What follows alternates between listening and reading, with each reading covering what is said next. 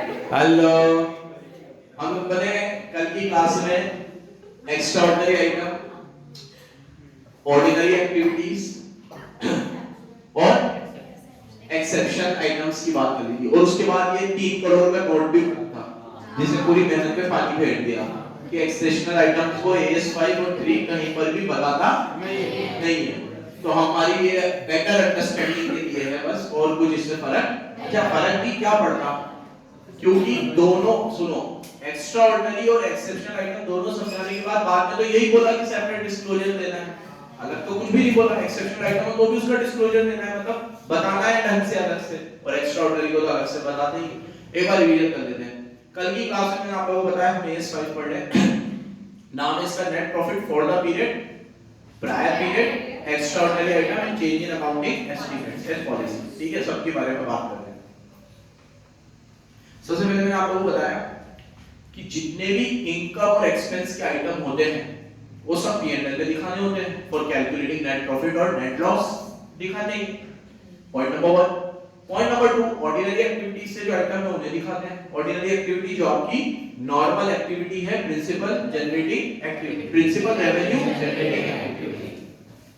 Point number 3, extraordinary item, जो आप वो इनकम और एक्सपेंस जो आपके मेन ऑर्डिनरी बिजनेस से एंटायरली डिस्टिंक्ट है। ये वर्ड जरूर लिखोगे।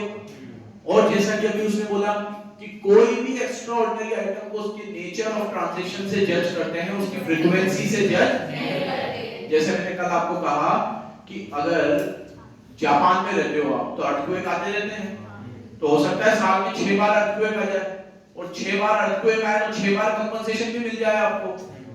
तो 6 बार कंपनसेशन मिल रहा है, इसका ये कतई मतलब नहीं है कि अर्थक्वेक आना सामान्य बात है, क्योंकि रोज ही तो मिल रहा है कंपनसेशन। हर 2 महीने में एक बार कंपनसेशन मिल रहा है, तो इसका ये मतलब हो गया कि ऑर्डिनरी। तो फ्रीक्वेंसी से जज नहीं करते, किससे जज करते हैं? ये कल बात हो गई। ऑर्डिनरी एक्स्ट्राऑर्डिनरी एक्टिविटी की बात है, एक्सेप्शनल आइटम।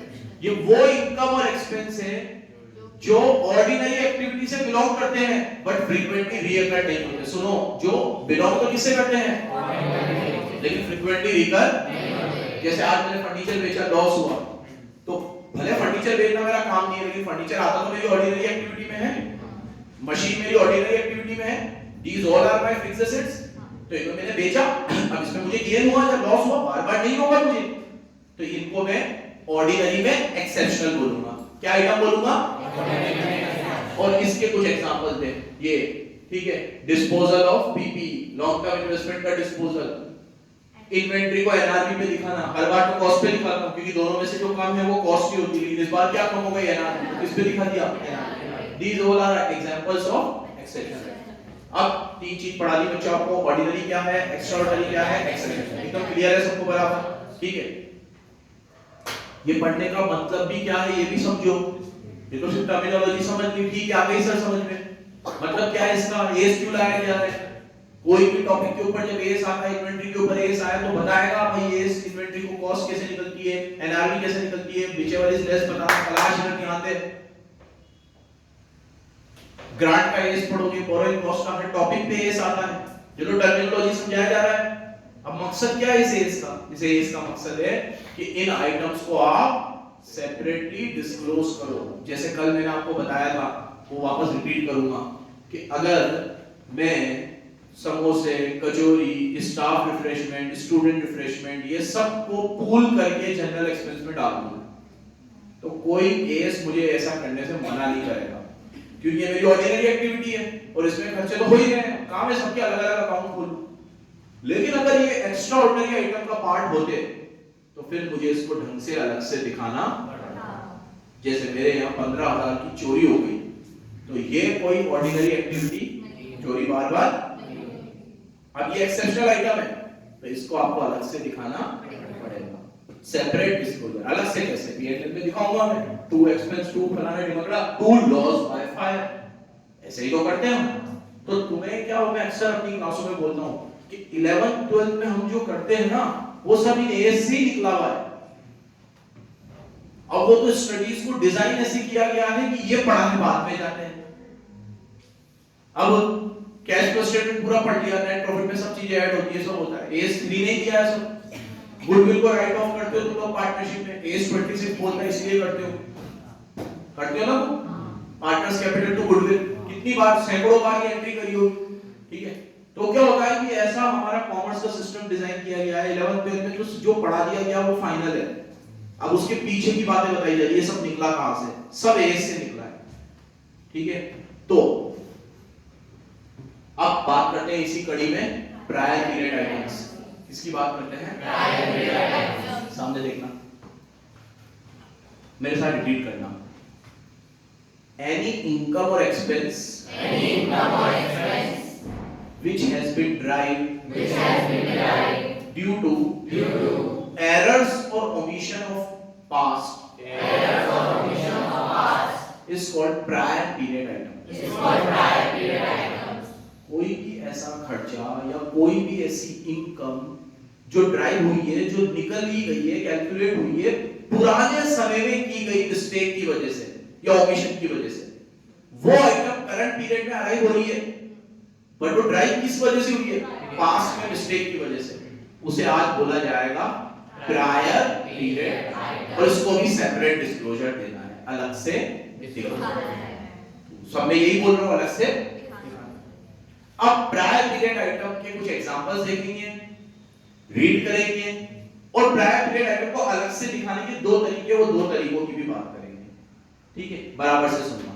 पहले definition, prior period item are those income और एक्सपेंस, ये वो इनकम है, वो एक्सपेंस है which arise, जो किस वजह से अराइज हुए हैं, errors और omission in the preparation of financial statement in one or more मतलब अराइज इस साल हुए, लेकिन पुराने पापों की पिछले सालों के फाइनेंशियल स्टेटमेंट्स में कुछ गलतियां हुई है, उस वजह से ये इनकम और एक्सपेंस करंट ईयर में अराइज हुआ है। पिछले साल में कुछ गलतियां हुई, उसकी वजह से ये अभी अराइज हुआ। गलती, मेरी बात सुनो, गलती कोई मैथमेटिकल एरर भी हो सकता है, कोई कंसेप्चुअल एरर भी हो सकता है, कोई मैथमेटिकल एरर भी हो सकता है, कोई कंसेप्चुअल एरर भी हो सकता है, but there must be an error होना चाहिए।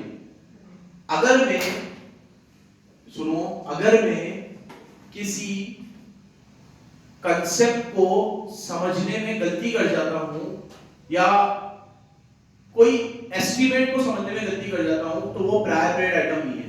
जैसे मुझे लग रहा था कि यार इस क्लास में 5% बैड डेब्ट्स होंगे, तो मैंने प्रोविजन फॉर बैड डेब्ट्स 5% बना लिया। अब जब साल खत्म हुआ तो बैड डेब्ट्स 2% ही हुए, तो ये कोई प्रायर पीरियड आइटम नहीं है, it is change in accounting estimate. ये मेरा एस्टीमेट का चेंज है, मुझे लग रहा था 5% डूबेंगे, 2% ही डूबे, तो मेरे एस्टीमेट की गलती है, ये कोई एरर या ओमिशन नहीं है। सेम उसी तरीके से मुझे लग रहा था कि ये बोर्ड 10 साल चलेगा, तो एसएलएम मेथड में मैं इस पे डेप लगा रहा हूं डिवाइड बाय 10 करके, क्योंकि 10 साल मुझे इसकी यूजफुल लाइफ लगी। जब मैं 8वें साल में पहुंचा तो मुझे लगा ये तो 5 साल अभी और चल जाएगा, तो मेरे को डेप्रिसिएशन 10 साल के हिसाब से नहीं 15 साल के हिसाब से लगाना चाहिए, तो मैंने मेथड चेंज करा और यूजफुल लाइफ 10 की जगह कितनी ली। This is also change in estimate, it is also not error and omission. तो समझाना क्या चाह रहे हो सर आप? समझाना ये चाह रहा हूं कि गलती अलग होती है और किसी चीज का प्रेडिक्शन गलत कर दिया वो अलग होता है। किसी चीज को गलत प्रेडिक्ट करना गलती नहीं है, प्रेडिक्शंस होते हैं, प्रोविजन प्रेडिक्शन के हिसाब से बनाए जाते हैं, यूजफुल लाइफ प्रेडिक्ट भी की जाती है डेप्रिसिएशन निकालने के लिए। डेप्रिसिएशन की रेट अपने हिसाब से ली जाती है 10% 15%। अब इनकम टैक्स ने अपनी रेट दे रखी है, आप वो ले लो ज्यादा बेटर अंडरस्टैंडिंग के लिए जो इनकम टैक्स की रेट है, लेकिन वो नहीं ले रहे हो, तो मुझे लग रहा था फर्नीचर पे 10% टैक्स लगना चाहिए, लेकिन ये तो बहुत जल्दी डिटोरिएट हो रहा है, तो मुझे लग रहा है 10% तो कम है, इस पे रेट कितनी लेनी चाहिए 20। ये तो मेरा एस्टीमेट का चेंज है, this is not error or omission. ये एरर और ओमिशन यहां पे जरूरी है। एरर कौन सी होगी? मैथमेटिकल मिस्टेक होगी, कोई अकाउंटिंग पॉलिसी को अप्लाई करने में कोई मिस्टेक कर गए, कोई फैक्ट को मिस इंटरप्रेट कर गए, ये गलतियां हैं, ठीक है, और इनको सेपरेटली डिस्क्लोज करना है, शुड बी सेपरेटली डिस्क्लोज। आपसे पहले पूछना चाहूंगा कि अभी तो मैंने जो भी एग्जांपल दिए उसमें मैंने ये बोला ये प्रायर पीरियड आइटम नहीं है। क्या क्या एग्जांपल दिए मैंने तुम्हें? प्रोविजन गलत बना दिया, रेट गलत दे दी, डेप्रिसिएशन की रेट गलत दे दी, या यूजफुल लाइफ गलत दे दी, ये एस्टीमेट का फर्क है बस। सोच के बताओ प्रायर पीरियड आइटम के क्या एग्जांपल्स हो सकते हैं? हमने अमाउंट गलत बता दी, मतलब जैसे हाँ सही बोलिए। सेल्स वगैरह के हम अमाउंट उसके अकाउंट से कहीं और डाल रहे हैं तो वो अपने गलत बता दिया, ठीक है। जैसे कि अगर हमने राम को सेल करी थी, एंट्री करनी चाहिए राम को सेल्स, हम लोगों ने कर दी शाम को सेल्स, तो डेटा गलत उतर गया। ये एक प्रायर पीरियड आइटम है, इसका एरर होगा, ठीक है। कोई सेल दिखानी चाहिए थी ज्यादा लेकिन हमने नहीं दिखाई। कोई वाउचर था सेल का 20,000 रुपए का कैश वाउचर था, हम कैश सेल दिखाना भूल गए, अगले साल याद आया तो कैश सेल दिखाई हमने और एंट्री करी कैश टू सेल्स। ये प्रायर पीरियड, इसको सेपरेट डिस्क्लोजर देना पड़ेगा। और हाँ ठीक है, कोई एक्सपेंस को हमने एसेट मान लिया, तो एक्सपेंस को एसेट मानने की वजह से क्या हुआ, उस साल में तो आपका प्रॉफिट ओवर वैल्यू हो गया और अगले साल वो प्रॉफिट अंडर वैल्यू हो गया। अंडर वैल्यू मतलब सही वैल्यू हो गया, क्योंकि एक्सपेंस को तो आपको एक्सपेंस ही मानना चाहिए, लेकिन आपने एक्सपेंस को क्या मान दिया, दीस आर प्रायर पीरियड। समझ रहे हो मिस्टेक का क्या फर्क होता है? मिस्टेक मतलब आपसे गलती हुई है, और एस्टिमेट में अगर चेंज आता है तो ये गलती नहीं मानी जाती। मतलब एस्टिमेट हमें लग रहा था कि इस तरीके से लगना चाहिए, वो इस तरीके से लगा, उसमें कोई दिक्कत नहीं है, वो चेंज इन एस्टिमेट, उसकी बात भी यही केस करेगा। अभी नीचे अभी किसकी बात हो रही है, प्रायर पीरियड। किसकी बात हो रही है, प्रायर पीरियड, ठीक है। कैश बुक का टोटल गलत चढ़ा दिया, टोटल करना था, मैथमेटिकल एरर हो गया, गलत चढ़ गया, गलत चढ़ गया तो उससे मेरे फाइनेंशियल स्टेटमेंट खराब हो गए, अगले साल सही करा उसको, ठीक है। एक बार हुआ था, हम लोग किसी की कैश बुक बना रहे थे, मतलब बनी हुई थी, हम उसको चढ़ा रहे थे, तो कुछ पेज चिपके हुए थे, तो सीधा अगले पेज पे आ गए, एक पेज बीच का पूरा मिस हो गया, तो उसमें जो भी ट्रांजैक्शन थे वो सारे इनफ्लो भी रह गया और आउटफ्लो भी रह गया। अगले पीरियड में सही करे उसको। ये क्या है, ये प्रायर पीरियड। क्या है बच्चों, ये प्रायर पीरियड, याद रहेगा। इसका नेचर और अमाउंट कैसे करना है, सेपरेटली। कुछ नया पढ़ा है अभी तक सब में, यही तो बता रहा हूं कि सबको सेपरेटली, अब सेपरेटली डिस्क्लोज सुन लो, दो तरीके से करना है, वो दो तरीके सुन लो। जैसे एक तरीका तो क्या है कि ये P&L आपने बनाया और आप इसमें पहले यूजुअल इनकम ले लो, जैसे सेल्स है, जैसे आपके कोई दूसरे खर्चे हैं, रेंट है, सैलरी है, और यहाँ नेट प्रॉफिट निकाल दो। अब आपका नेट प्रॉफिट आ गया 50,000 और यहाँ इसको बंद कर दो और फिर प्रायर पीरियड आइटम को अलग से दिखाओ। नेट प्रॉफिट को यहाँ कैरी फॉरवर्ड करो, प्रायर पीरियड आइटम अगर लॉस है तो डेबिट साइड में, इनकम है तो क्रेडिट साइड में, और यहाँ लिख दो टू प्रायर पीरियड आइटम और ब्रैकेट में लिख दो क्या है वो, और यहाँ लिख दो 10,000 लॉस है, तो 50 और 10 जाएगा और आउटर कॉलम में यहाँ 40 और यहाँ लिख दो टू एक्चुअल नेट प्रॉफिट। तो एक तरीका तो क्या है कि प्रायर पीरियड आइटम को एकदम अलग ही दिखाओ, और एक तरीका क्या है, इतने पागलपने ना करते तो यही डेबिट में लिख देते टू प्रायर पीरियड आइटम, तो ये 50 की जगह अपने आप ही बोथ डिस्क्लोजर्स आर अलाउड, दोनों डिस्क्लोजर्स अलाउड है। क्या बात समझ में आई आपको? ये लैंग्वेज में लिखी हुई है, अभी पढ़ लेते हैं। ये prior period item are normally included, आप या तो नॉर्मल इंक्लूड कर लो P&L में, और अल्टरनेटिव अप्रोच क्या है, so show such items in the statement after calculating normal profit। पहले नॉर्मल वाला निकाल लो, अभी मैंने पहले वाला नहीं करना, पहले नॉर्मल निकाल दिया 50, फिर 50 को कैरी फॉरवर्ड किया, फिर 10 दिखाया और फिर 40 दिखाया, ये अल्टरनेटिव वे हो गया। और एक और तरीका क्या हो सकता था कि 10 को भी ऊपर ही दिखा देता और सीधे कैलकुलेट कितना करता, 40। बोथ ट्रीटमेंट आर वैलिड, दोनों तरीके से डिस्क्लोजर्स। ये क्लियर हो तो आगे बढ़ो बच्चों में, ये अंडरलाइन कर दो। हां बेटा, जैसे रेक्टिफिकेशन हम लोग P&L एडजस्टमेंट से करते थे, तो वैसे नहीं कर सकते क्या? किससे बेटा? P&L एडजस्टमेंट से करते थे। वो अभी जो मैंने बनाया ना वो P&L एडजस्टमेंट ही था, मतलब 50 के बाद मैंने दोबारा बनाया ना उसको P&L एडजस्टमेंट ही था। तू नाम देना चाहे ऊपर दे नाम, नहीं तो उसी को आगे पूरे लाइन खींच के उसी फ्लो में बना ले, अलाउड है। किसमें? बीआरएस के केस में, मतलब बैंक रिकंसिलिएशन स्टेटमेंट में हम लोग नॉर्मल कंपनियां बीआरएस अलग ही बनाती है।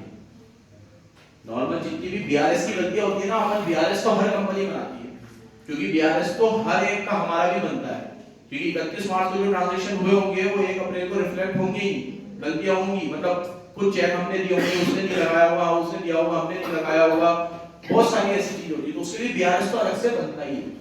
और बीआरएस की वजह से हमारे इनकम और एक्सपेंस में फर्क आ रहा है तो वो प्रायर पीरियड आइटम है। एसेट और लायबिलिटी में फर्क आ रहा है तो प्रायर पीरियड आइटम नहीं है, क्योंकि प्रायर पीरियड आइटम क्या है, जो हमारे इनकम और एक्सपेंस पीएनएल को प्रभावित करे, बैलेंस शीट को प्रभावित कर रहा है, वो प्रायर पीरियड आइटम नहीं है। याद रखना, ठीक है। चलो, prior period item are normally included in the determination. ये तो नॉर्मल तरीके से इंक्लूड कर दो 1, और अल्टरनेटिव 2 क्या है, show such item in statement of PNL after determination of current. पहले करंट वाला निकालो, फिर इसको अलग से show, both treatment are valid. ये क्वेश्चन है, छोटा सा जवाब देना तुम लोग। From the past 5 financial years, an outstanding balance of 50 was still appearing in creditor. The company is certain that this amount is not payable due to one or more reasons, so it decided to write off the amount in current year and recognize it as an income. Company treat the 50,000 as prior period item and make the adjustment accordingly. Company is of the view, since the sundry balances are recognized in the prior period, its related return off should be treated as prior period item. पढ़ देता हूँ तुम्हारे सामने, मतलब हिंदी अनुवाद। एक हमारा कोई क्रेडिटर था जिससे हमें 50,000 रुपए ले लेते हैं। वो क्रेडिटर इतने 5 सालों से ट्रेस नहीं हो पा रहा है, तो अब मुझे ये लग रहा है 5 साल बाद कि ये बंदा कभी पैसे लेने आएगा भी नहीं, तो हमने इसको रिटर्न ऑफ कर दिया और ये हमारी इनकम हो गई, क्योंकि डेटर थोड़ी था, क्रेडिटर था, तो उसको तो हमें पैसे देने थे और अब माफ हो गए, तो ये इनकम हुई। अगर मुझे उससे पैसे लेने होते तो वो मेरा एक्सपेंस होता। तो कंपनी ने 50,000 को इनकम मान लिया। मेरे हिसाब से एंट्री इन्होंने ये करी होगी, क्रेडिटर अकाउंट डेबिट, क्योंकि क्रेडिटर कम हो गए, टू पीएनएल, वो पैसा किस में चला गया, क्रेडिट साइड में गया, मतलब इनकम है। कंपनी ने ट्रीटमेंट किया और कंपनी ने उसको प्रायर पीरियड आइटम माना है। क्या माना है, क्वेश्चन ही ऐसे आएंगे इसमें, आपको कल भी बोला था कि ये एक्स्ट्राऑर्डिनरी है या एक्सेप्शनल है। अब ये प्रायर पीरियड है कि नहीं है, बताओ भाई शुभी, कंपनी ने सही किया, ये प्रायर पीरियड आइटम है? नहीं सर, मेरे ख्याल से तो ये अभी एस्टिमेट ही लगा रहा है कि अब ये सर्टेनिटी नहीं होगी तो हमको पैसे नहीं देने हैं, तो ये प्रायर पीरियड आइटम नहीं है। और कोई रीजन दिव्यांशी? नहीं है, क्योंकि मतलब ये तो मैंने कोई मिस्टेक थोड़ी ना हुई है सर। सही से तो बैलेंस शीट अफेक्ट हो रही है ना, उसकी लायबिलिटी कम हो रही है ना सर। इनकम भी तो बढ़ रही है, पीएनएल में भी तो आ रहा है, ठीक है, इनकम भी बढ़ी है ना, बिल्कुल ये प्रायर पीरियड आइटम है। अरे नहीं है, क्योंकि हमसे पुरानी कोई गलती नहीं हुई है। हमसे क्या गलती हुई है, हम तो 5 साल से उसको क्रेडिटर मान ही रहे थे, अब इस साल लग रहा है कि नहीं दे रहा हूं पैसे, तो ट्रीटमेंट तो सही किया कंपनी ने, लेकिन उसको प्रायर पीरियड आइटम नहीं दिखाना। क्या नहीं दिखाना, it is not prior period item. ये नॉर्मल है आपका, आप इसको नॉर्मल तरीके से दिखा सकते हैं। देखो, no the company is not correct in treating as a prior period item. Prior period item income expense में जाने पहले डेफिनेशन लिखेगा पूरी, which arise in the current period due to one or more mistake in the prior period. Writing off all appear does not mean error or omission, ठीक है, इसमें हमसे कोई क्या नहीं हुआ है, एरर और ओमिशन नहीं हुआ, कोई गलती हमसे नहीं हुआ। वो पैसे नहीं दे रहा था तो हम उसको राइट ऑफ ही तो करेंगे। अरे पैसे नहीं ले रहा था, नहीं ले रहा था पैसे, ट्रेस करने पे भी बिल नहीं रहा। और बोला क्या होगा, कहीं जाके तो हमने सोचा पैसे देने ही नहीं, तो कब तक इसको क्रेडिटर दिखा, तो इसको राइट ऑफ कर देते हैं, तो उन्होंने राइट ऑफ कर दिया। आगे आते हैं, कोई डाउट है बेटा? नहीं तो वैसे भी मतलब थोड़े टाइम बाद तो फिर वो बैड डेट हो ही जाता है ना। बैड डेट नहीं है, बैड डेट तो डेटर का होता है, इससे तो पैसे देने थे हमें, ये बैड डेट्स नहीं है। बैड डेट्स का फुल फॉर्म होता है बैड डेटर्स, ये बैड क्रेडिटर है, बैड ग्रेड है ठीक है, ये बैड और बैड भी नहीं है, तो गुड है, पैसे नहीं ले रहा है हमसे, तो ये तो क्या है, हमारा गुड है, ठीक है। अब आप क्या कह रहे हो, ये तो वैसे भी हो जाता, मतलब जैसे वो मतलब उसको देना था, नहीं अपने को देना था, हमको देना था, हमको देना था, तो उसने तो प्रोविजन बनाया ही होगा ना। उससे हमें क्या है, हमारी बुक से मतलब है, हमारी बुक की बात है, हमें उसको पैसे देने हैं और वो लेने आ नहीं रहा है, 5 साल हो गए, हमने उसे राइट ऑफ कर दिया। चलो, आप कह रहे हो आगे अपने आप हो जाता, अपने आप कैसे होता, मतलब हमें करना ही पड़ता है ना। सर्टेन टाइम पीरियड होता है ना कि मतलब 3 इयर्स या 4 ईयर बाद तो ऑटोमेटिक, तो 5 साल हो गए यहाँ तो 5 साल हो गए बेटा। चलो चेंज इन अकाउंटिंग एस्टिमेट्स की बात करते हैं। किसकी बात करते हैं? एक होता है चेंज इन अकाउंटिंग एस्टिमेट और एक होता है चेंज इन अकाउंटिंग पॉलिसी। इस में भी बात करी थी, इधर भी बात करी थी। चेंज इन अकाउंटिंग एस्टिमेट और चेंज इन अकाउंटिंग पॉलिसी। मेरी तरफ देखो। एस्टिमेट का चेंज होने का क्या मतलब है कि हमने किसी एविडेंस के बेसिस पे फाइनेंशियल स्टेटमेंट बनाते वक्त कुछ चीजों को प्रेडिक्ट किया था, जैसे एसेट की यूजफुल लाइफ कितनी होगी, डेटर पे कितना प्रोविजन बनाना चाहिए, कितना प्रोविजन रिपेयर का बनाना चाहिए, कितना प्रोविजन टैक्स का बनाना चाहिए। ऐसे हमने कुछ चीजें गिवन एविडेंस के हिसाब से प्रेडिक्ट करी थी और फ्यूचर में वो प्रेडिक्शंस हो गई फेल, क्योंकि जिन एविडेंस पे वो आधारित थे वो एविडेंस अब एग्जिस्ट नहीं कर रहे, तो हमें अपनी प्रेडिक्शन दोबारा चेंज करनी पड़ रही है। ये कहलाता है change in accounting estimate. Policy नहीं। पॉलिसी क्या होती है? कोई भी ऐसा, उस समय याद करवाई तुम्हें, पॉलिसी मतलब कोई भी accounting methods, principles, accounting methods, principles जो फाइनेंशियल स्टेटमेंट के प्रिपरेशन और प्रेजेंटेशन में काम आते हैं। प्रिपरेशन और प्रेजेंटेशन में काम, फाइनेंशियल स्टेटमेंट को प्रिपेयर करते वक्त और प्रेजेंट करते वक्त जो भी मेथड हम यूज कर रहे हैं वो सब मेथड क्या कहलाते हैं? Accounting policy. जैसे cash flow statement direct method से भी बन सकता है, इनडायरेक्ट मेथड से भी बन सकता है। अब कौन सा मेथड मैं अडॉप्ट करूंगा? ये पॉलिसी है, अकाउंटिंग पॉलिसी। क्या है ये? पॉलिसी। सामने देखो,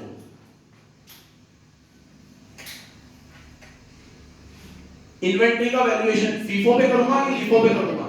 ये मेथड है, ये पॉलिसी है। ये क्या है? पॉलिसी है। डेप्रिसिएशन एसएलए मेथड से लगाऊंगा कि डब्ल्यूडीवी मेथड से लगाऊंगा? ये भी अकाउंटिंग पॉलिसी है। तो सुनो मेरी बात, यहां देखो सामने, जब भी मैं किसी मेथड को अडॉप्ट करता हूं ना, या कोई प्रिंसिपल को अडॉप्ट करता हूं कि ये चीज मेरे को लेनी चाहिए नहीं लेनी चाहिए, मेरे पास प्लेंटी ऑफ ऑप्शंस अवेलेबल है, तो ये मैं अकाउंटिंग पॉलिसी की बात कर रहा हूं। ये पॉलिसी। एस्टीमेट नहीं है। अब अकाउंटिंग एस्टीमेट्स क्या होते हैं? अब उस पॉलिसी को अडॉप्ट करने के लिए मुझे कुछ कैलकुलेशन करनी पड़ी और कैलकुलेशन के लिए मेरे पास कुछ एविडेंस अवेलेबल है कि वो कैलकुलेशन ऐसे भी हो सकती है, ऐसे भी हो सकती है, तो मैंने वो कैलकुलेशन को अडॉप्ट किया, वो एस्टीमेट।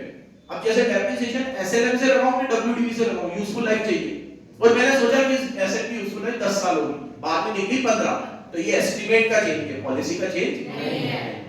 मुझे लगा मुझे प्रोविजन बनाना चाहिए 5%, बाद में बनाना पड़ा 10%, ये एस्टीमेट का चेंज है, पॉलिसी का चेंज नहीं है। जब भी एस्टीमेट की बात आएगी पॉलिसी की बात भी साथ में आएगी, इसीलिए इस एएस ने पॉलिसी की भी बात करी है, जबकि पॉलिसी की बात एएस 1 ऑलरेडी कर चुका है।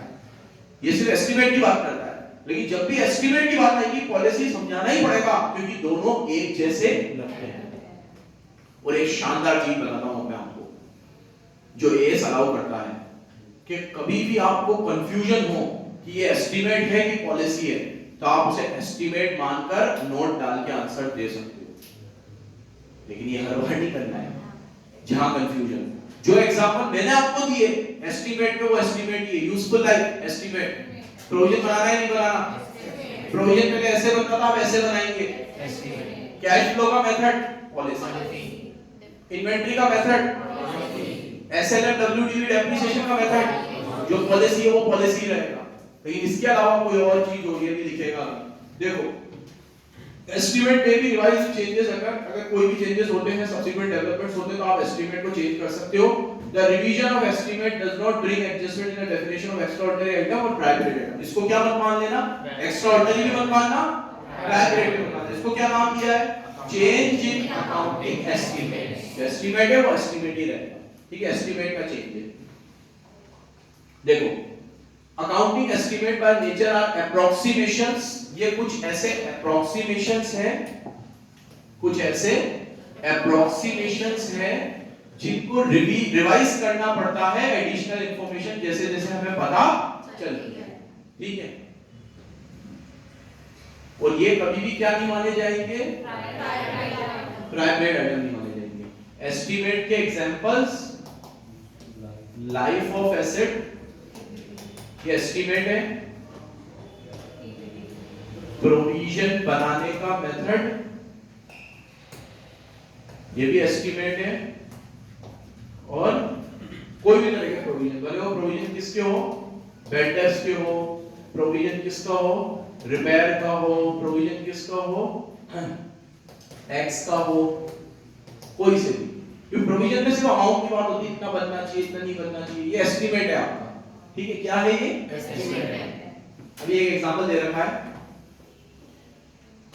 सचिन ने एक नई मशीन 10 लाख रुपए की खरीदी थी। कितने की खरीदी थी? 10 लाख। इसकी यूजफुल लाइफ 10 साल। कितनी थी? 10 साल। तो 10 लाख को 10 साल से डिवाइड करूं तो 1 लाख आता है, और 1 लाख को 10 लाख से डिवाइड करूं तो 10% आता है। तो इसने हर साल कितना डेट लगा दिया? 10% लगा दिया।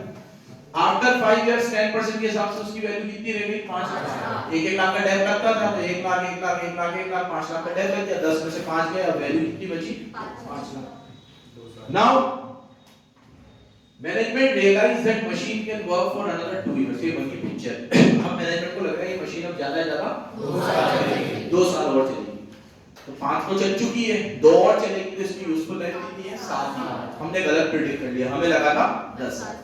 तो अब हमें क्या करना चाहिए? 10 में से 5 का तो डेट लग चुका है, तो अब इसकी WDV कितनी बची? उसको डिवाइड करना चाहिए 2 साल से, यूजफुल लाइफ 2 है। और अब हर साल कितना टाइम लगाना चाहिए? और 2.5 लगा के इसको 2 साल में खत्म कर दो। और इसका डिस्क्लोजर डाल दो कि due to change in accounting estimate depreciation has been charge rupees 2,50,000 instead of 1 lakh. ये नोट डालना है आपको, एक लाइन में लिखनी है, 4 नंबर मिलेंगे। इसी तरह क्वेश्चन आता है कि पहले डेप्रिसिएशन कितना लगता था? लाख, अब कितना लगेगा? 2.5 लाख। 1.5 लाख का चेंज आएगा due to change in accounting estimate. अब किसी ने इसको प्रायर पीरियड आइटम लिख दिया तो 4 नंबर गए, किसी ने इसको एक्स्ट्राऑर्डिनरी आइटम लिख दिया 4 नंबर गए। क्या लिखना है इसमें? Change in accounting estimate. समझे बच्चों? क्या है ये?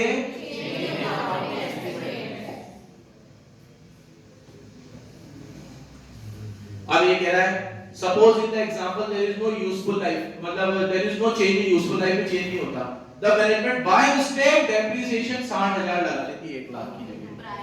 ये क्या बन जाता फिर? कि एरर और ओमिशन आ गए। क्या आ गए? सुन रहा है बेटा? क्या आ गए?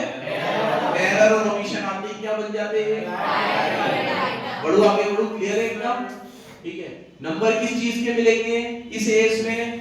के आइडेंटिफाई करने के कि एक्स्ट्राऑर्डिनरी आइटम है, एक्सेप्शनल है, प्रायर पीरियड है, कि चेंज इन अकाउंटिंग एस्टीमेट है, और अब एक बाकी है चेंज इन अकाउंटिंग पॉलिसी। क्या है? Change in accounting policy. ये टिक कर लो। चेंज इन अकाउंटिंग एस्टीमेट को इंक्लूड करना है, इंक्लूड तो सभी चीज को करना है, किसी चीज के लिए मना थोड़ी किया ये नहीं आएगा, सबको इंक्लूड करना है।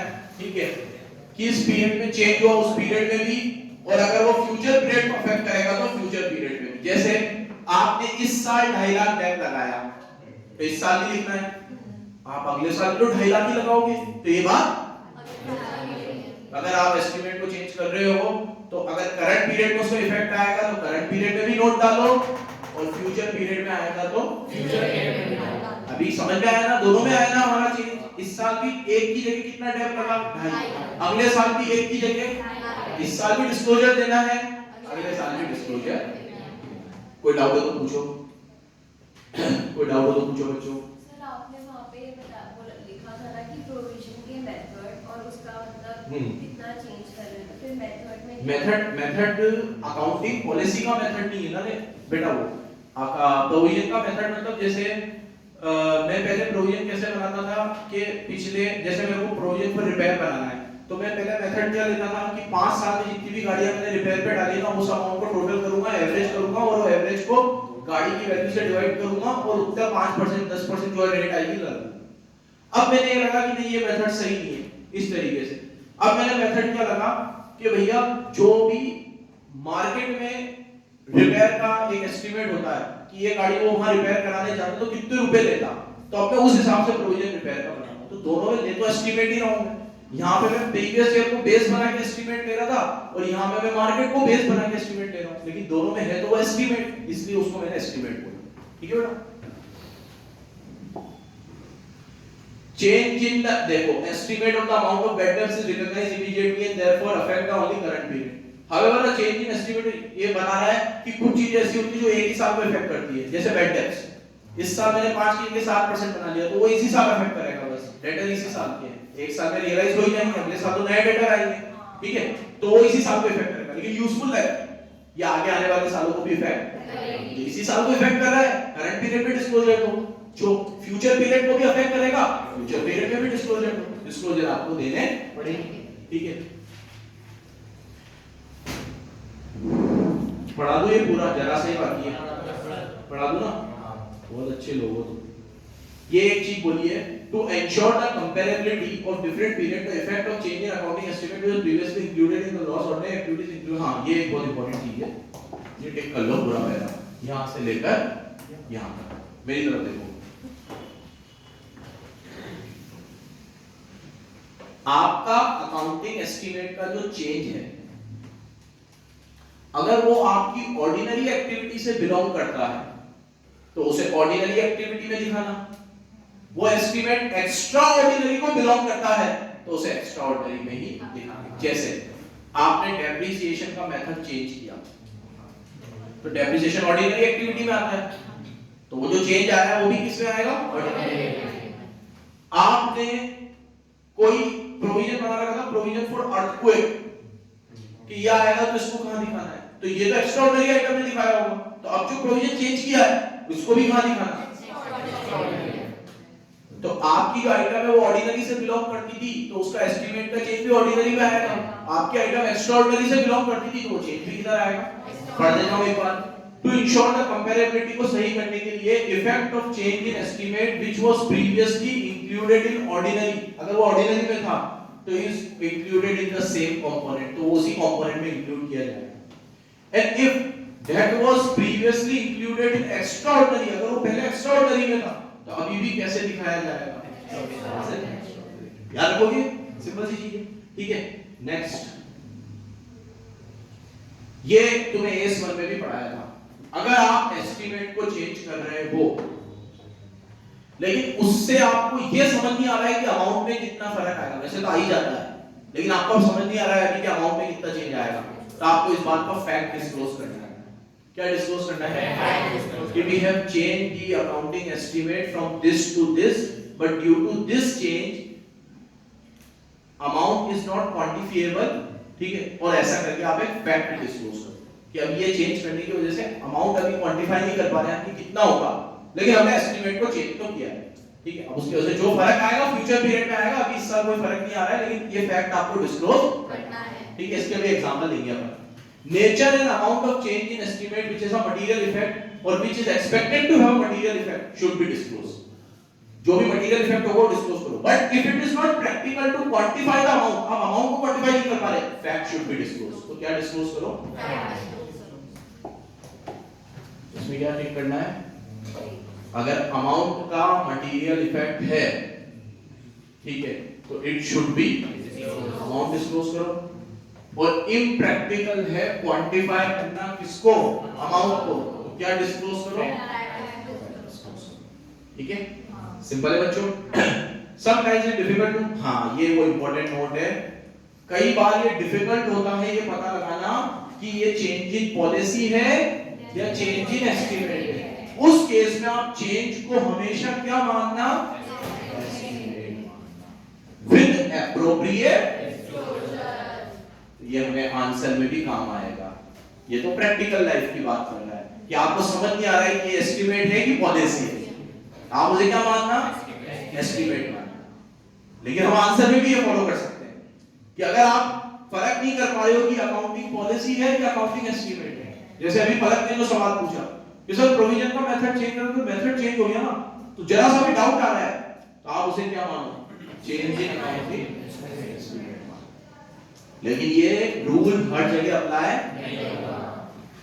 जो मेथड है वो मेथड ही है, जो अकाउंटिंग पॉलिसी में आएगा वो अकाउंटिंग पॉलिसी में ही आएगा, 3-4 तो यहाँ रखना ही रखना, कैश फ्लो का मेथड अकाउंटिंग पॉलिसी है, फीफो लीफो अकाउंटिंग पॉलिसी है, एसएलएफ डब्ल्यूडीवी अकाउंटिंग पॉलिसी है। और कोई एग्जांपल दे सकते हो अकाउंटिंग पॉलिसी के? डिबेंचर सस्पेंस वाला मेथड, वन में फर्स्ट मेथड 12th क्लास में एक मेथड पढ़ाया जाता है डिबेंचर सस्पेंस वाला, कि अगर हम कोलेटरल में डिबेंचर देते हैं तो या तो उसकी एंट्री करें या ना करें, वेरी गुड, वो भी मेथड था। अगर एंट्री करेंगे तो डिबेंचर सस्पेंस टू डिबेंचर और एंट्री नहीं करेंगे तो नहीं कटी एंट्री। फिर आपको सिर्फ कुछ करना है, ये नोट डालना है। ये भी क्या है, मेथड है कि आप कोलेटरल सिक्योरिटी दिखाना चाहते हो कि मेथड है। और इन्वेंटरी को FIFO से करना है तो ऑब्लिगेशन और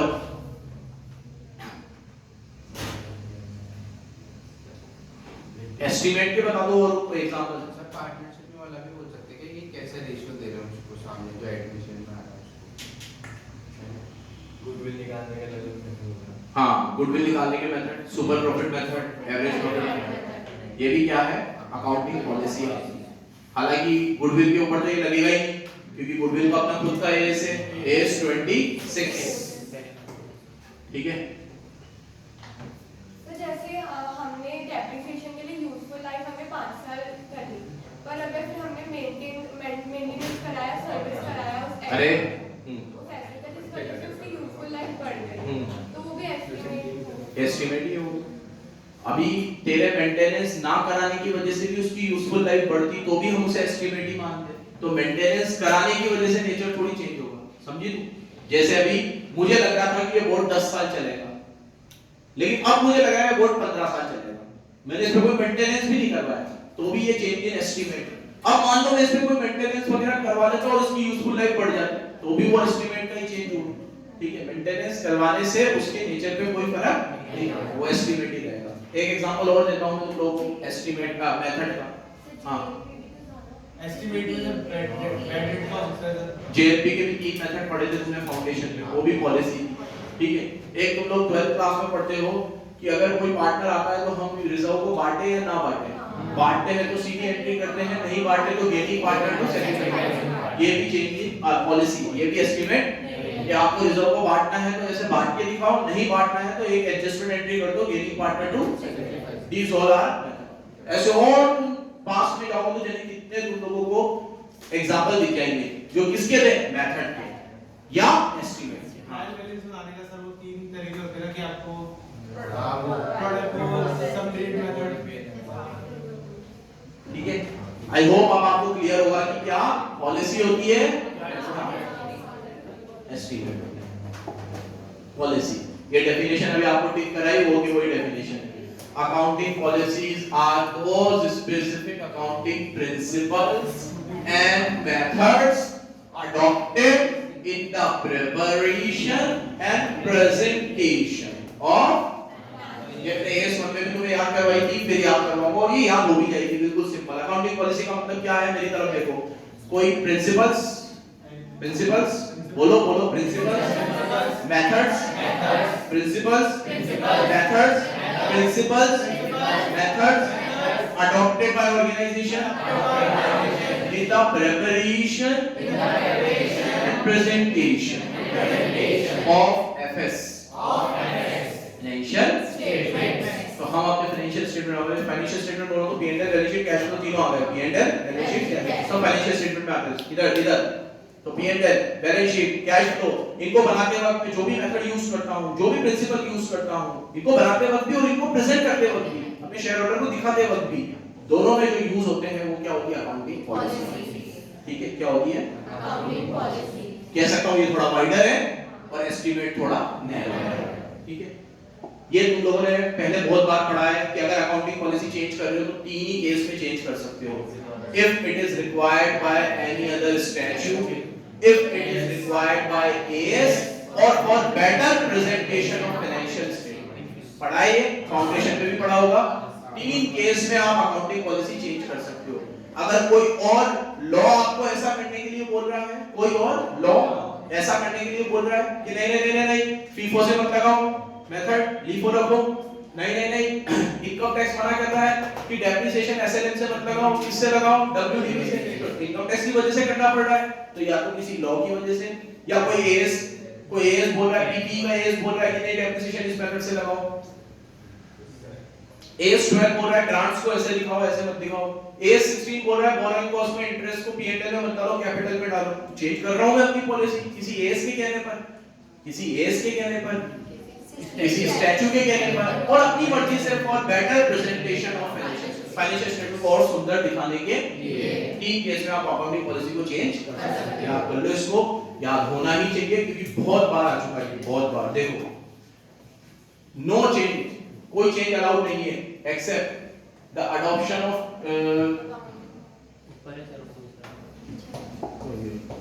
sorry, accounting policy can be changed when it is required by statute, it is required by case, and for more appropriate presentation of FS, अच्छे से दिखाने के लिए। ये एग्जांपल दे रहे हैं, अकाउंटिंग पॉलिसी नहीं है। जैसे मैं पहले ग्रेचुइटी का प्रोविजन बनाता था, अब नहीं बनाता हूं, या पहले कोई और तरीका यूज करता था ग्रेचुइटी निकालने के लिए, अब कोई और तरीका यूज करता हूं। ये क्या है? एस्टिमेट का चीज है। उसी तरीके से the adoption of new accounting policy for event which did not occur previously or that was immaterial। चलो नई चीजें कल ही देखेंगे, बंद करते हैं।